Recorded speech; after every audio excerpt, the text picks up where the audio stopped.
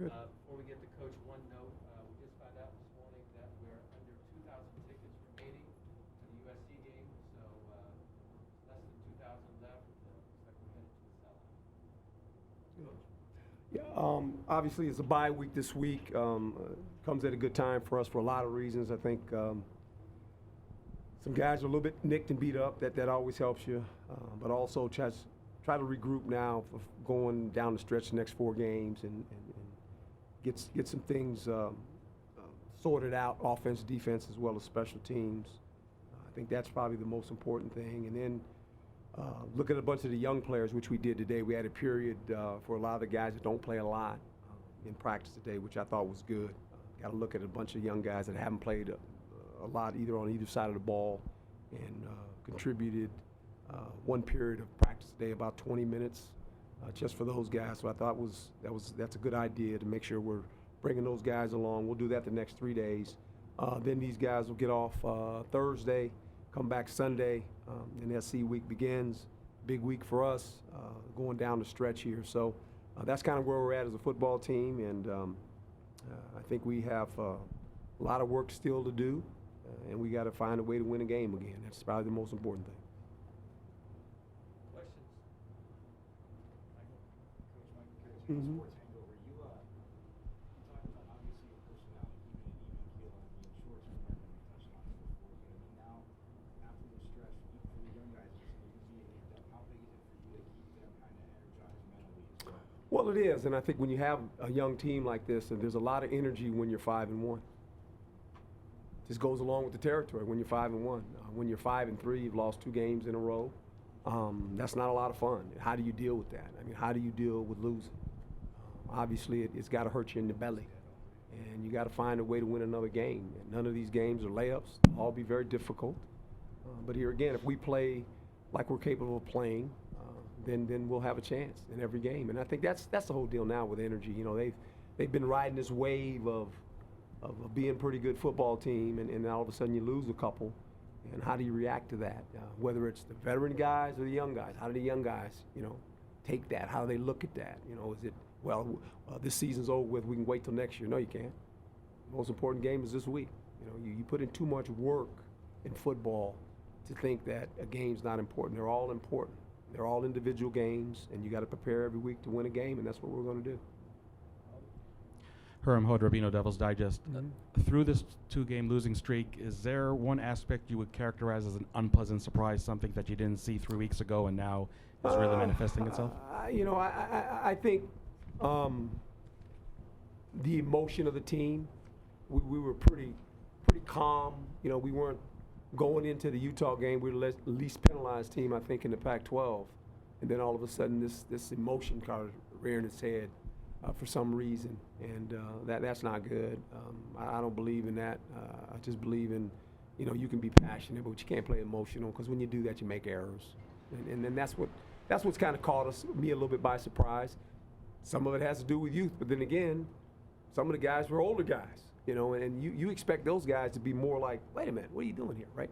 So it's just a phase we're going through, and when you're building a program like we're doing, you have so many young guys, you never know what's going to happen. You just don't. And I think it's a learning thing for me as well to handle all that and figure out how do I handle this, and hopefully that doesn't rear its head anymore. You can't have fouls. I mean, last game, we got off to UCLA got off to a good, not taking anything from those guys.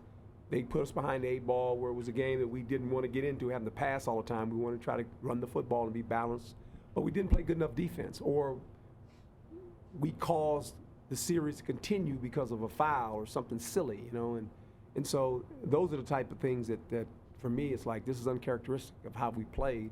We got to get back to playing that way. Coach Mike Pelton, ABC 15. Sure. I'm not even sure if you're aware, but about an hour ago, the NCAA announced they're going to allow college athletes to profit off their name, image, and likeness. Just curious your reaction to that. I don't know the rules and stipulations of what's gonna happen there. So for me to comment on that, I always tell players the same thing. Until you have enough information to make a comment, don't make one, because I'd hate to make a comment and I don't know what I'm talking about. So I'll leave it at that. And once I get enough information on the subject, I'm sure you'll ask me the question. I'm sure I'll probably have a pretty good answer. Okay? That's just fair to me and fair to everybody else involved. You know, I don't want to put myself somewhere where I don't have all the information yet. Thanks for the question, though. Jeff Metcalf, Arizona Republic. You mentioned some of the younger players, and we're getting into that Final Four game, not counting a bowl game period. Do you have some people that you might think about using as you go forward here? We're looking to make sure, we know we have 4 games left, and if some guys haven't played, we might try to get some guys in some games.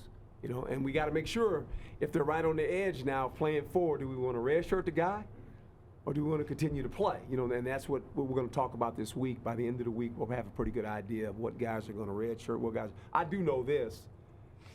I was visiting with AP, and I want to say next year I think we're going to have maybe 5 seniors on this football team. There should be juniors, sophomores, and then how many freshman guys we bring in here, so we're going to be pretty young. But at least some of these guys have already played. And, you know, the junior guys will be the kind of the older guys. There won't be that many seniors. So we're headed in the right direction of what we want to do. So we just have to figure out, as you just mentioned, what guys are we going to redshirt and what guys we're going to continue to play right through it. Chris Carbon, Son of a Source. Herm, sometimes I think coaches maybe are trying to walk the line of being a player's coach and discipline. And Danny Gonzalez has talked about if you go too far on one side, right, then you get out of balance, right? So after coming off of 2 losses, like where do you feel like things are at with the team, the buy-in, people doing everything they're supposed to be doing? Well, I just think every year you find out, unless you have a veteran team, you don't know how teams handle losing or a loss, right? So it's all new because we're 5-1 at one point. We've lost 2 in a row. So how do we handle that? And I think that's what you have to learn. You learn that about your team, and then from there you adjust to what's happened, and you got to get them in the frame that okay, we lost 2, but there's still a season left, and you know we got to play. We got to prepare to win another game, and that's what it is. And I just think a lot is made on, you know, coaches' personalities. Are they a player's coach? All coaches are players' coaches. I mean, that's overused. It's like, and I just think that there's this image of if you're this guy that's stern and you walk around, well, you're not a player's coach. You're a player's coach. Because without the players, you can't play. I mean, you need the players to play. And you better have a relationship with them. So then there's a guy maybe like me, and they say he's a player's coach. Well, I got more discipline than most people in the world. I mean, I'm that far off it. I'm way over there with discipline. I mean, in details, I'm that guy. I don't know anything different. But I think sometimes the perception of how I say things is like, well, no. That's not true. There's a line that you can't cross, and everyone knows the line. And when you cross it, there's repercussions. But I don't vocally, you know, jump up and down and do it. I just do it my way. And all of a sudden, it's just people look around and players look around and go, oh, we just saw what happened. I don't embarrass people. I don't believe in doing that. No player wants to be embarrassed. No coach wants to be embarrassed. But you have to understand that there are standards you got to meet, and when you don't meet those standards, there's going to be some consequences. And so that's how I handle all that. And I just don't buy into that. Well, you know, he's a player's coach. Every coach is a player's coach because you need those guys to play, you know, and it's just everyone has a different way of doing it. So that's how I look at that. And I say that as a former player, and I've had different coaches with different ways of coaching, you know, and you understand the culture and you fit yourself in the culture and you go play. Michelle Gardner, Arizona Republic. Coach, can you update us on some of the injuries? I know Darian Butler was in a walking boot. And who else? Sore ankle. So we put him in a walking boot. We kind of held him out. Kalen was a little sore. He's okay. Lee is he didn't practice today. He should be okay. A little sore, a little shoulder. Other than that, I mean, most of the guys are okay. There's some soreness in a bunch of guys, but I'm hoping everybody should be ready to play. We got a week off, so another week to prepare, so we should be okay. Anyone else? Mark? Hey, Coach, Mark McLuhan, 3TV, CBS 5. How will you spend your week off? Do you take a break from the details? Will you watch football? No, I don't have no week off. No, no. No, there's no off season for me right now. I'm gonna do what I always do. I was really organized with what I wanted to get accomplished with the coaches on the bye week. Stressed a lot of things that we needed to get done, and they've got a plan for that. But I'll be in the office. I'll be here every day. The coaches will go, I want to say on the road Thursday for the most part. After practice, they'll go out and recruit, but I'll be here all week. I'm not going anywhere. I got stuff I got to do. Head coach's job never done. We lost 2 in a row. You feel like, oh boy, how we get our momentum back, and that's the whole key. We got to get our momentum back, and just we got to play with more poise than we did the last 2 games. We got to get that back, and if you get that back, then we'll be competitive again, and we'll have an opportunity to win some games, down the stretch, and that's what you want to do. And we've kind of lost that a little bit, and a lot of it has more to do with the opponent. It was us. It was just us. It was not the opponent so much. It was us. And I want to I'm not taking anything away from the opponent. We were beaten fairly, but there's a way that we played. We got to get that back. We got to get that feeling back, and that's the key now. Is how do we get them going again, where we can stay competitive, where we can be in a football game and have a chance to win. That's the key. Doug Haller with The Athletic. Herm, you mentioned the last 2 weeks, a lot of the mistakes have involved younger players, but the one with Eno when he threw the ball at the official, what's the lesson there? Because Eno's a guy that's been through it. He's the captain. Maybe the official just misread what his intentions. Well, I don't know if I told you guys, but what had happened, what had transpired before that point, Eno might have had said something to the official. And the official reminded me, and then I reminded Eno. And then as he got off the pile, he threw the ball back to the official, and the official didn't see it. And the official thought, right. So he calls a penalty, rightly so, whatever. I'm not saying the official's wrong. We're wrong for putting ourselves in that position. And so I think you learn from that. You got to learn from it. And he's got to, and Eno will learn from that because he has aspirations to play at the next level. And you can't, that can't be part of it.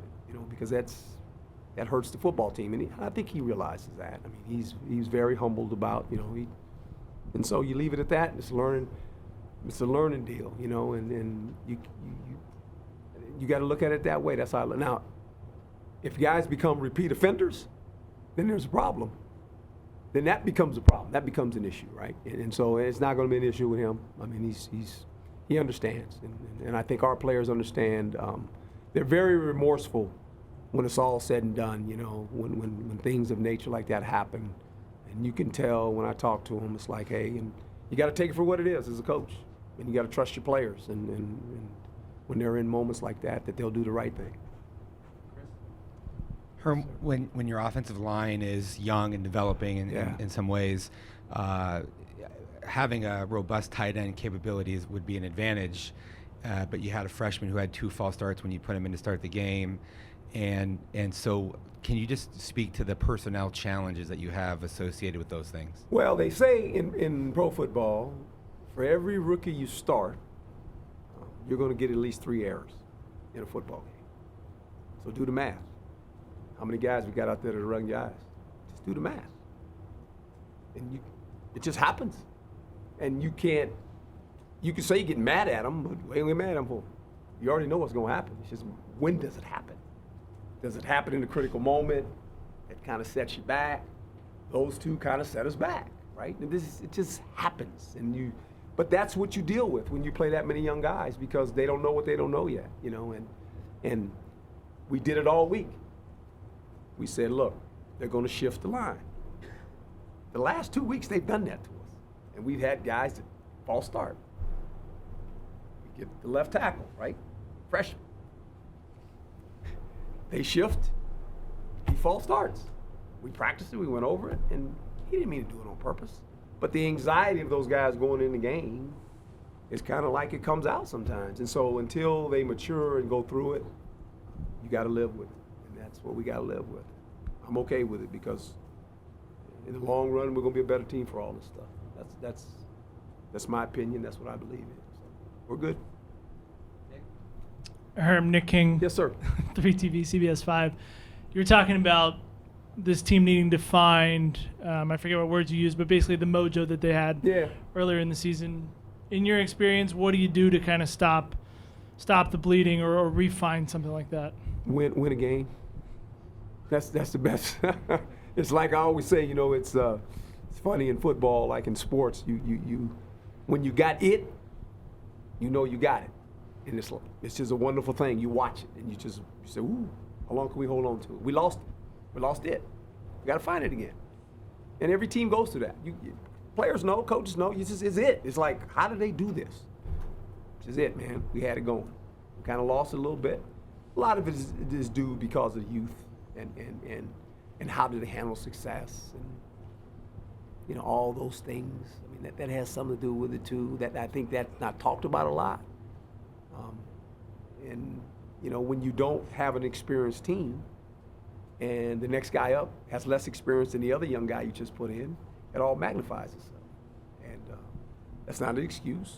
It's the reality of it. And I think any coach knows that. And you live with that. You live with the fact that these things are going to happen, and early in the season they did not. We kind of made it through. We played in a lot of close football games. If you look at the way we played, there's nothing. The abnormal game was the UCLA game. But every game was close. I mean, our home opener was close. We played two teams that, you know, everybody said those two teams ended up being pretty good, actually. They got pretty good records, right?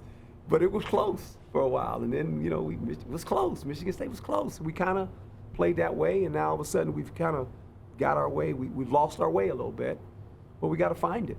And that's the whole challenge of it all. And we got 4 weeks to do that. So we'll see how it ends up. But I'm going to stay positive. I'm going to keep coaching. The coaches will keep coaching. The players will keep practicing. And a win fixes all that, to be quite honest. A win makes everybody feel better.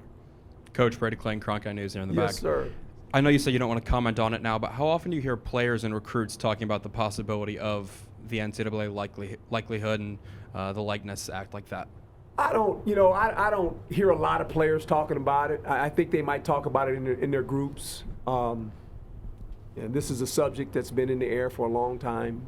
I think once it gets settled to what they want to do, then I can comment on it. I know this. Whatever you do in sports at any level, if it helps the sport, then you need to do it.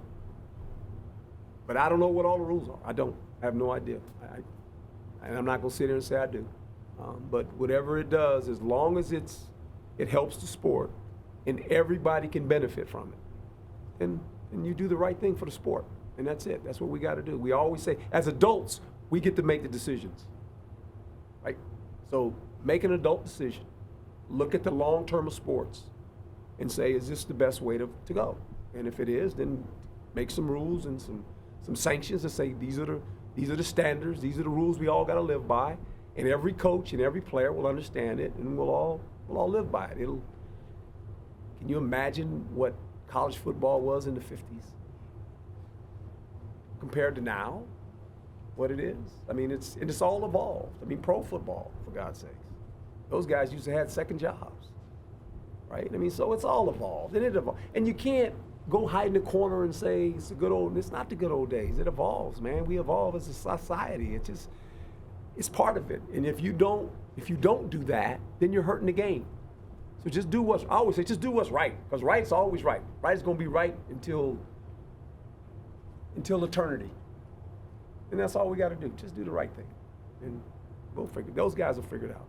I'm just trying to figure out how to beat USC and win a football game. I got a lot on my plate, man. Those guys are really good. They got a lot of talented players.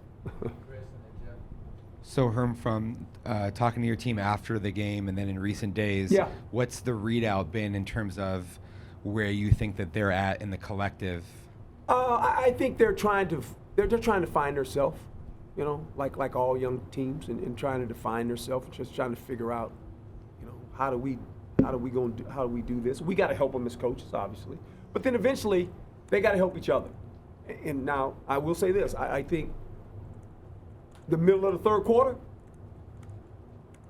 I saw that energy kind of come back. I kind of went, oh, that's those guys, right? And so, and I get it. Game was different in the fourth quarter. It was different. They were trying to run the ball, which they did the whole game, but we stopped them. We got some turnovers, and and we scored some points, and that looked like us. Can you imagine we'd done that in the beginning of the game? It would have been a nice competitive football game. But early, it was not very competitive. We were behind, and then they had to make a decision. Was this going to be like really, really bad, or was this going to be like, hey man, let's get back in this and see if if there's enough time on the clock, maybe we can get back in this. And to their credit, on both sides of the ball, they did that. And that's a good sign. That's not a bad. We didn't win, but that's a good sign, and we got to build on that. Hopefully, we will. Yeah. Sorry. You were talking about UCLA's ability to run the ball, and teams haven't really done that much on you. Yep. Where do you see like your front seven and particularly your D line? Where do you think they're at right now? Well, I think a lot of it. We were short a gap on times. We missed some tackles on time at times, and they had 80 plays, and they ran it like 50-something times. That's not good. And they made some big runs. They hit a couple big ones. The back hit a couple big ones. It was almost like the game last year, except we had 80 plays and we ran it 59 times. We had 280 yards rushing or something like that. And the quarterback made a bunch of plays with his legs. He got out of contain on us.